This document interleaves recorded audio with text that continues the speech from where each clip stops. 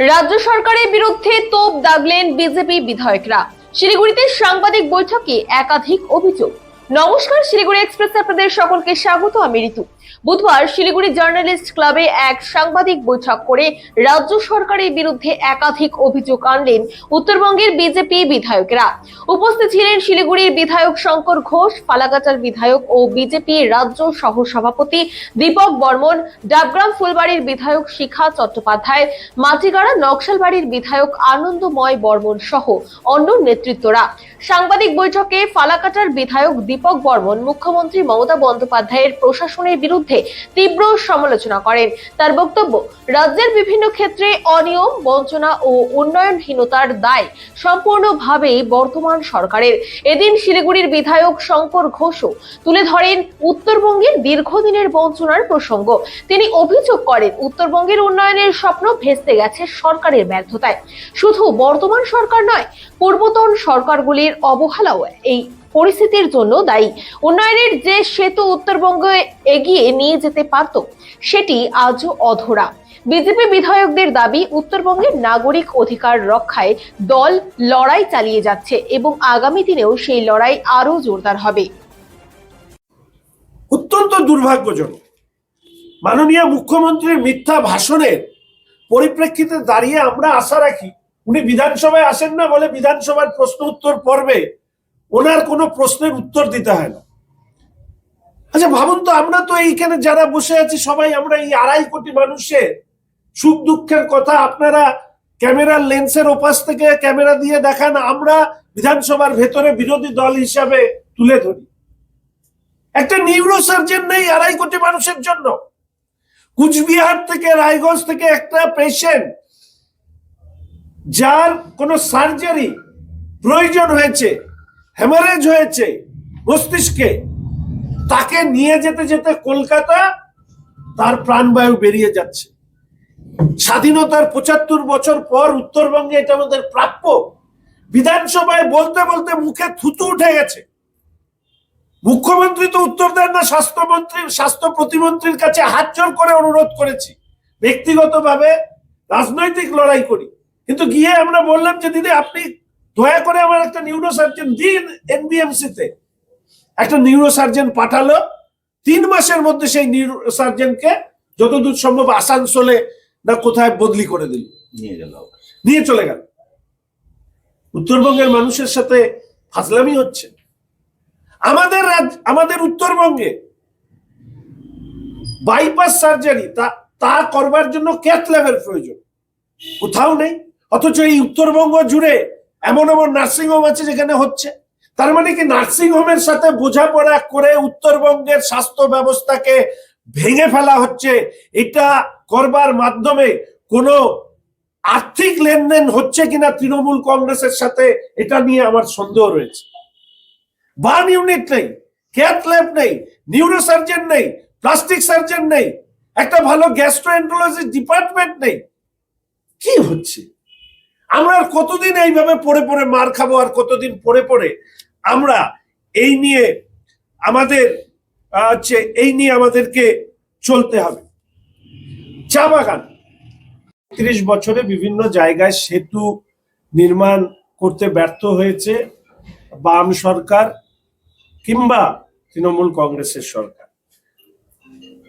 পশ্চিমবঙ্গের ক্ষমতার ভরকেন্দ্র কলকাতা বা নবান্নের সাথে উত্তরবঙ্গের উন্নয়নের যে সেতু, সেই সেতুও আমার মনে হয় তৈরি করবার ক্ষেত্রে বর্তমান বা পূর্বতন সরকারের ব্যর্থতার কারণে আজকে উত্তরবঙ্গের বঞ্চনাকে সামনে রেখে উত্তরবঙ্গের নাগরিক অধিকারকে সুরক্ষিত রাখবার জন্য ভারতীয় জনতা পার্টির সাংসদ, বিধায়ক এবং সর্বোপরি দল হিসাবে আমরা লড়াই করছি।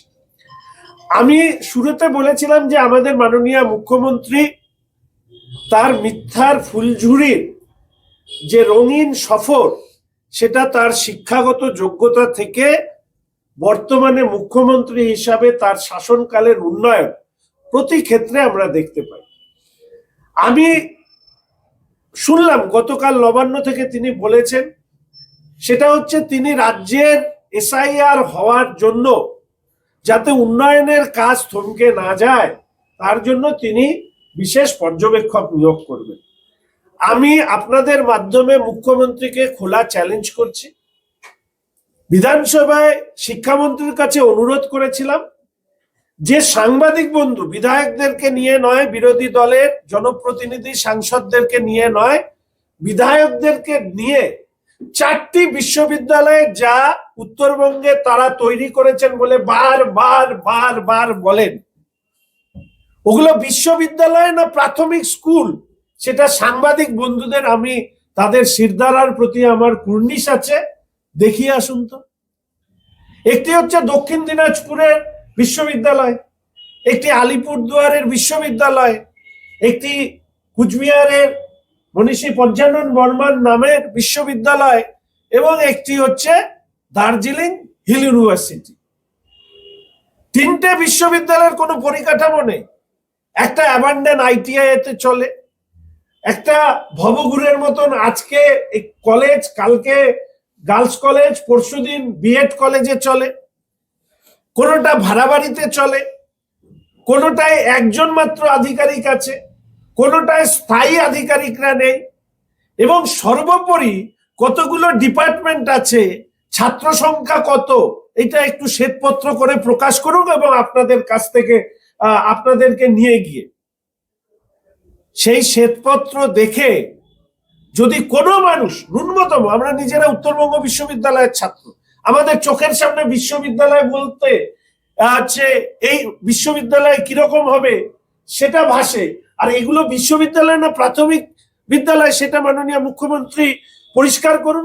উত্তরবঙ্গের জনগণ যদি মনে করেন এগুলো বিশ্ববিদ্যালয়, আমি পরের দিনই রাজনীতি ছেড়ে দেবো। চলছে এবং যাতে যুক্ত আমাদের জলপাইগুড়ির যিনি এসপি আছেন, জলপাইগুড়ির এসপি, ময়নাগুড়ির ওসি সহ এদের একটা নেক্সাসে ভাইপোর কাছে এই অর্থ সরাসরি পৌঁছে যাচ্ছে।